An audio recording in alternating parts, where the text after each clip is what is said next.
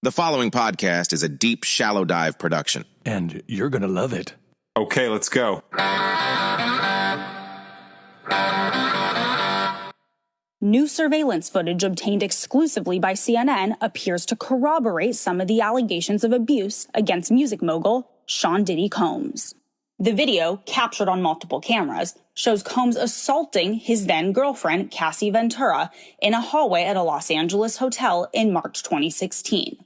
A lawsuit filed by Ventura in November last year and settled the next day referenced actions that seem to match those seen in this video. There is no audio.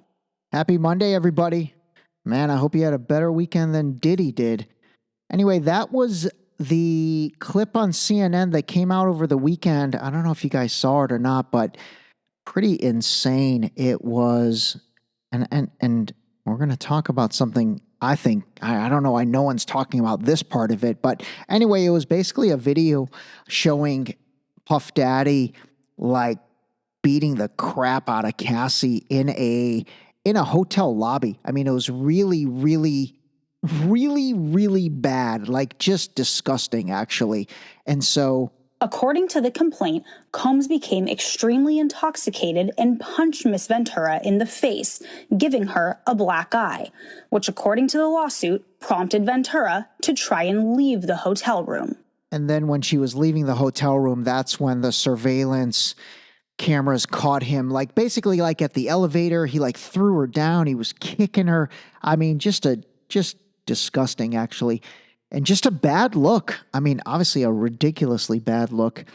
But here's the crazy part about this that no one's really talking about, which again, I got to start doing these reaction videos because I feel like it should be talked about, is this happened in 2016.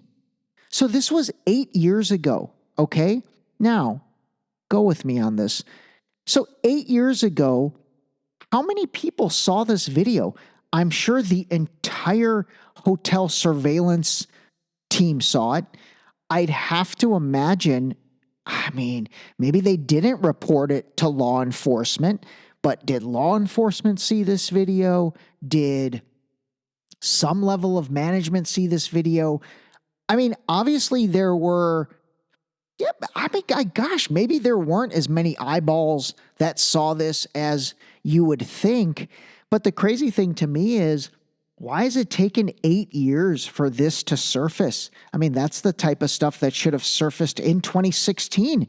And he should have completely been run through the ringer at the beginning of 2016. You know, like that should have been something that again, I'm not saying brought Puff Daddy down, but at least held him accountable, you know, not 8 years later.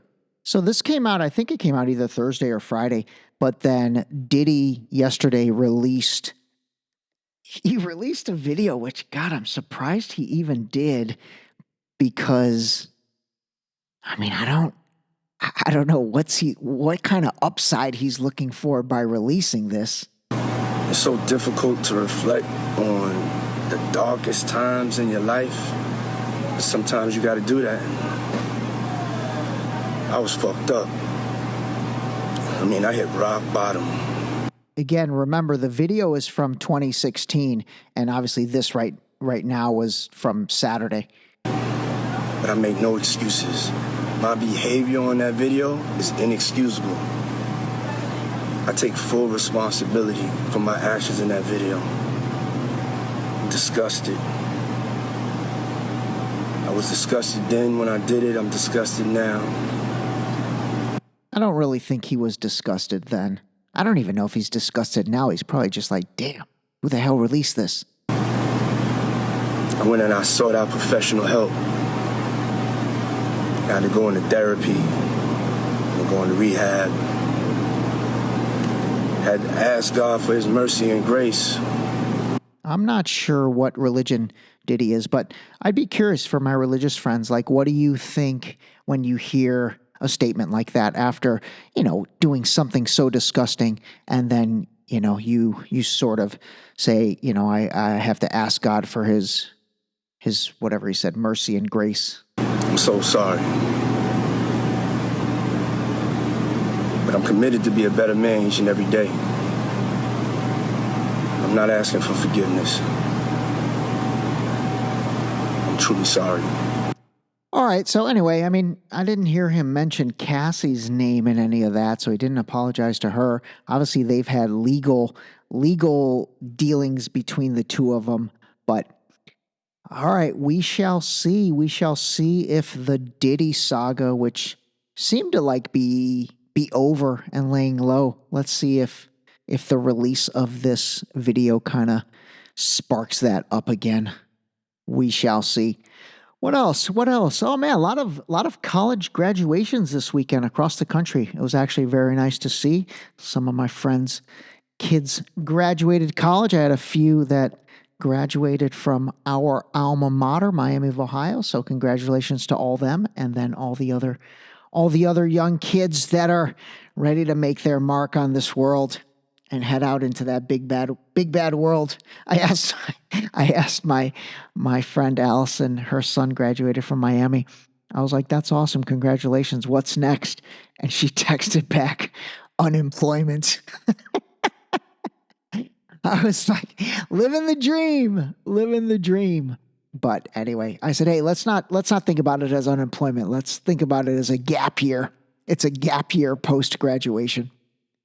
But anyway, congratulations to all the young graduates, all the parents that have their kids graduating. And then I wanted to play President Biden's speech that he gave at Morehouse College. Now, again, I mean, this is a little interesting. I mean, it is what it is, but you know, Morehouse is a historically black college, HB. What do they call them again? HBCU, historically black college and university. Yeah, HBCU. So he delivered the commencement address there. So let me play that for you.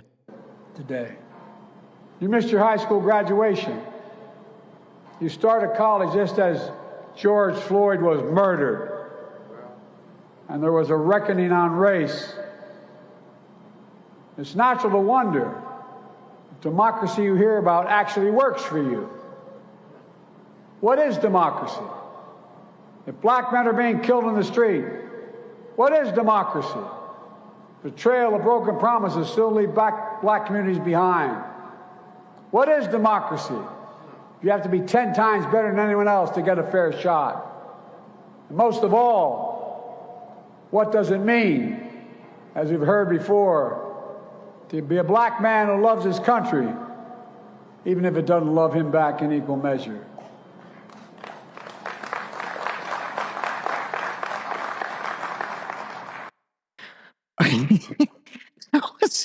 that was kind of a buzzkill, man.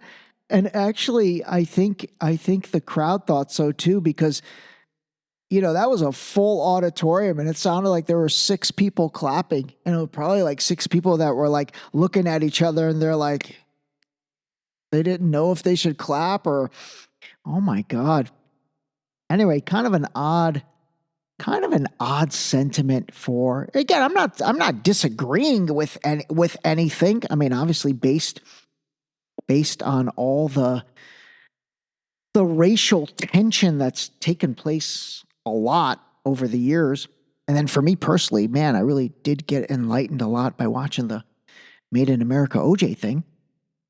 Obviously, I know it exists, but you know, the question is that the time to really use that moment and that platform for that message? Or should you really be, you know, I almost look at commencement addresses as like hype sessions, you know, like you really want to inspire these kids. You know, they just spent all their money or their parents' money and 4 years of their life and all the hard work and all that, and hopefully had a good time while they were doing it. It's like, let's give them something they'll go back to again and again. That's one of the reasons why I really love that Steve Jobs commencement address that he gave at Stanford, I think in 2006.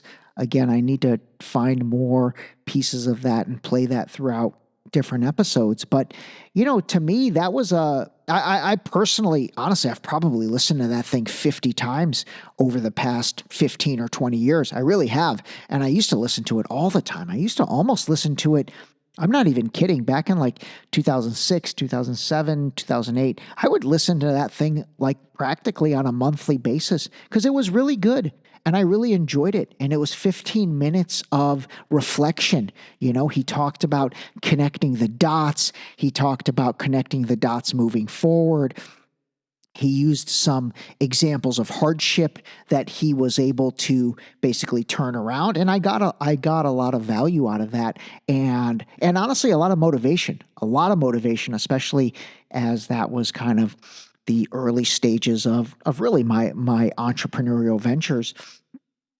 And so something like this from President Biden, I don't know, it felt a little more political, maybe not even political, but like I just didn't think it was the type of speech that these kids are going to go home and remember and like get pumped up about and use as really a jump off point for their careers. Now, I'll have to listen to the rest of it. That was the clip that has garnered the most attention. So obviously, to be fair, I'm sure that was the most controversial clip. So anyway, I will try to go and listen to the rest of it. And if there are good motivational hype moments, I will play those as well because we've got to be fair in all this. Seriously, we really do have to be fair in all this. I definitely don't want to, find isolated clips that are kind of outliers in the bigger picture. So anyway, I will do that. I probably should have done that prior to playing that clip. So I do apologize on not doing a little more due diligence on that, but I will, and I'll get back to you later this week. By the way, I wanted to share this. So the interviews are ramping up, which is really cool. I'm actually mad at myself for not bringing people on the podcast sooner. And then I'm going on other people's podcasts. So that's kind of cool. So I'll bring you some clips on that. But I did want to share this story because it actually was pretty awesome. So I did a initial call with this young gentleman named Nick that has his own podcast. And we got on a Zoom yesterday. And when we got on the Zoom, I kind of was like, oh, okay, interesting. And Nick has cerebral palsy. And so I didn't know that. And so, he basically immediately was like, I've got cerebral palsy. And I said, oh, I don't even really know what that is. Like, can you explain that to me? And he said, yeah, when I was born, something happened and I went without oxygen for, a few minutes. Basically, he's like, I was born dead. And then, they brought me to life, but I definitely suffered some brain damage and, that's just how it is. And I said, okay. And so obviously his speech was, significantly affected, but like, I loved the kid from the second I saw him because I'm like, dude, this is amazing. Good for you. You're like rocking your own podcast. You're like doing your thing. And then it's funny. It's like, I immediately, I don't know, this is kind of how I am, but like, I'm so inquisitive about him. I'm like, so what else? Like, obviously I can hear your voice. He's like, well, yeah, my hands. So then he kind of showed me, really the lack of mobility that he has in his hands. And then I was like, what about your feet? Like, how can you walk? Can you run? He said, well, no, I can't run, but I can walk. And the doctor said I would never walk, but I started walking at like 6 years old. So anyway, I just literally like, I'm looking at this kid and like, I'm like, dude, you're amazing. Like, you're absolutely amazing. Like the day before I was complaining because I didn't like my haircut. I'm not even kidding. Like, I didn't like the haircut that I got. And like, yesterday, I'm just like, oh my God, are you joking me? Like, what? You were upset. And like, it kind of ruined my day. This is so sad, but it's real talk. But you know what? I'm sharing it because honestly, having that Zoom with Nick yesterday, and then I'll definitely bring portions of the podcast when we record it. It just put everything in perspective. I mean, like beyond perspective. And so, I was like, and I said to him, I go, dude, I give you so much credit. I'm like, he's 32 years old. I said, most people, or a lot of people, who knows, you were dealt a difficult hand by life, but your resilience is off the charts, and like you're doing it. You've got your own podcast. He actually taught me a few different things. Like I loved his booking system that he used, so he shared all that with me. Anyway, we were supposed to be on for 10 minutes, and we ended up talking for like an hour. And this wasn't even what we're recording, but I just really enjoyed him, and I thought I would share that because honestly, life is really about perspective. It really is. And, kind of building on a few of the episodes from last week where, I just talked about, feeling different, being different, valuing different things, quality over quantity, and, really trying to embrace the less is more, philosophy, and just overall trying to really see. And again, I really do, and I have lived my life like this, as I hope most of you have. But there are times and there are things that I let get me down, which I'm sure maybe you guys do as well. And sometimes, you need to put that in perspective. And my conversation with Nick yesterday, it did exactly that. It almost made me like ashamed to have let a bad haircut kind of bother me, even for 1 second, let alone practically my entire day. That's so ridiculous when I say it out loud. It really is. It's so ridiculous. So anyway, shout out to Nick for yesterday. And like I said, when we do end up recording the podcast, I'll absolutely share the episode so you can listen to the whole thing if you want. And then with his permission, I'll splice in a bunch of clips into one of my episodes. But oh man, life perspective. All right, speaking of perspective. Everybody should know that about you, Byron Donald. You are not telling people to get vaccinated. You are not pushing it. You are not saying it's the right choice. You're saying you're not doing it and your family's not doing it, and you're leaving out of the equation that you can make other people sick, as if that doesn't matter. Okay? All right, I promise I'm playing this stuff for a reason. I'm not just picking on Chris Cuomo because I think he's kind of a bubbling idiot, which I actually do think he is that.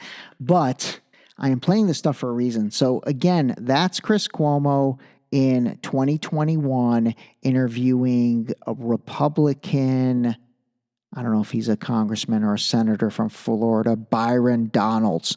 So, I just want to play this stuff because I think it's important to look back at that time, just in case something crazy happens in the balance of this year leading into the election.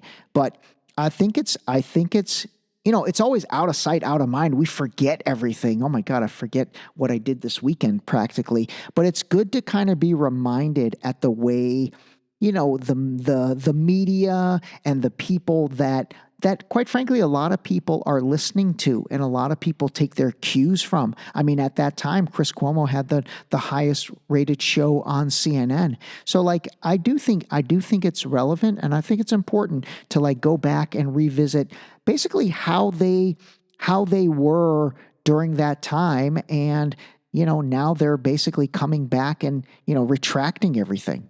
Chris, did you not just hear my answer 30 seconds ago where I said if you want to be protected from these variants and the original strain, please go get vaccinated? I promote you to do that.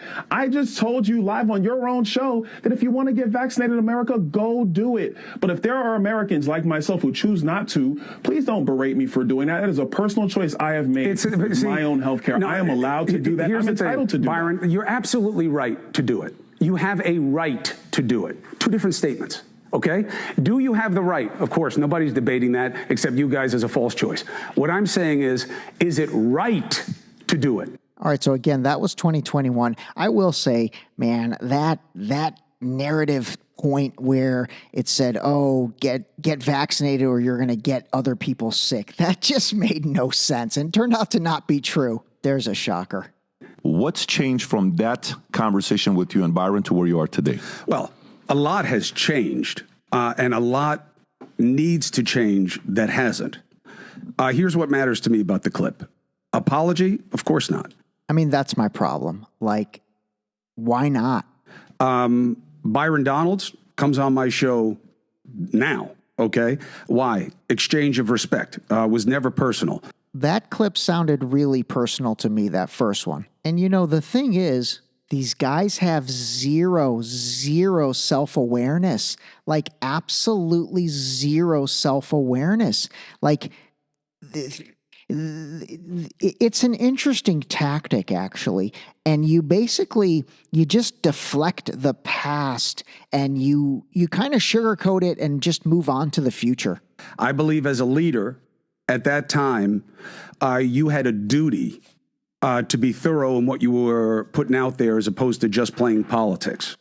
He was the farthest thing from thorough. He was actually the complete opposite of thorough, because thorough would have been like, okay, let me do some research on this. Let me see if this even makes sense. You know, obviously everything, it's a very, very tense time. Things are happening very quickly. You know, should we maybe apply a little common sense to things? You know, it's funny, you look back at so much of what took place at that time, and again, it just shows you how powerful the concept of fear is. Fear is very, very powerful, because when people are scared, they are going to obey. I mean, that's true.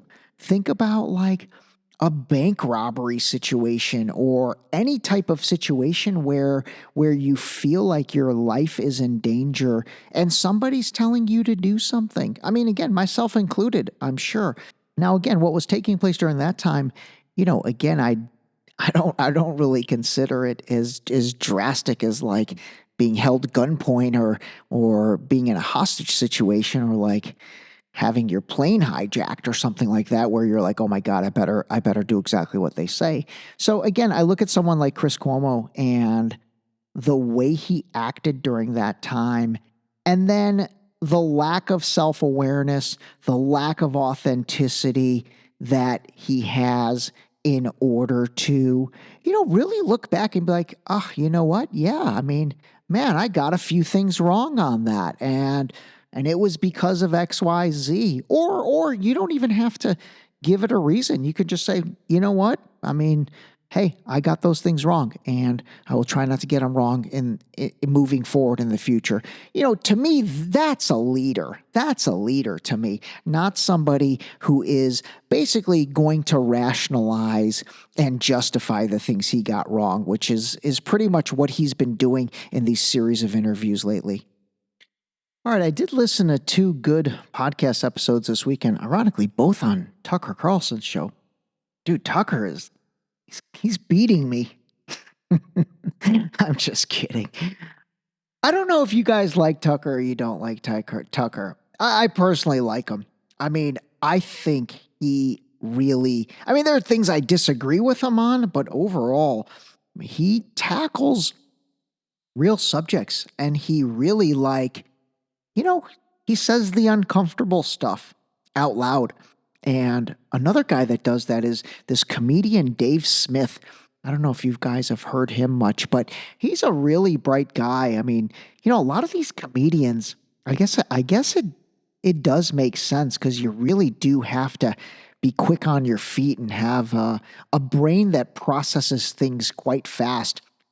But anyway, comedian Dave Smith was on Tucker's podcast. Give this a listen. This takes guts to talk about this stuff. Who are these people? Like, these people who have like real power in our government, like, who are these people? I mean, you know, you take someone like Hillary Clinton. So your husband is a rapist? Dude, this guy, man, that takes some cojones. All right, so obviously he said Hillary Clinton, your husband, Bill Clinton, and then... I mean, he's been accused of rape by multiple women, clearly a sexual predator. And okay, your best friend, her husband also is a sexual predator who's sending naked pictures to underage girls. Like, I don't know who he was talking about when he said, and your best friend's husband also sends like nudie pics to underage women. I looked up Hillary Clinton's best friend, and it seemed to be some woman named Betsy Eberling who died in 2019, but I don't know if it was her husband or what. If anybody knows who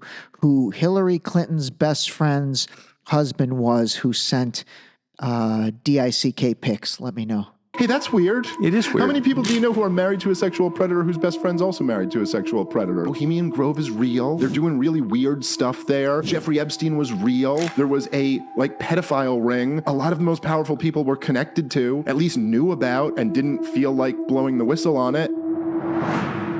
All right, man, that takes some guts. That does. I mean, I had friends tell me, they're like, man, Ray D, you tackle some tough subjects. I'm not tackling that stuff. I'm not dropping those kind of names, man. That's how you end up in the bottom of a lake. And I got too many more podcasts to do to end up in the bottom of a lake. Anyway, what I will play you, I'm going to play you one last clip, and then I'm just going to take it out because, you hear something like that and you think, oh, that dude's just crazy or conspiracy theorist or whatever. So now I am going to play you and leave you, and I'm going to tell you to call a spade first, but I'm going to play you and leave you with a clip from Cindy McCain, John McCain's wife, and this was in a PBS interview from a few years back. And so again, when you hear someone like Dave Smith make those type of statements, and if you are immediately dismissive of it and you're like, that doesn't exist, that dude's just a conspiracy theorist or whatever. Well, how about when you hear this from someone that you would not claim as a conspiracy theorist? These power players a priority for us right now? Can we even touch them? It's like everything. It hides in plain sight. Epstein was hiding in plain sight. We all knew about him. We all knew what he was doing. I said I wasn't going to interrupt, but so Cindy McCain says, we all knew about him. It hides in plain sight. Epstein was hiding in plain sight. We all knew about him. We all knew what he was doing. But we had no one that would go after him. They were afraid of him. For whatever reason, they were afraid of him. This is Cindy McCain, the wife of John McCain, admitting at a conference that everyone knew what Epstein was up to, and this is the wife of a former Republican presidential candidate. That's hugely significant to say that it was just known and that powerful circles did nothing about it. And so that directly undercuts this whole narrative that, it was just Epstein and he conned everyone. But this didn't get really any mainstream coverage at all. People need to understand the fact that government, the financial world, specifically the banking world, have enabled Jeffrey Epstein's crimes. The ending was terrific.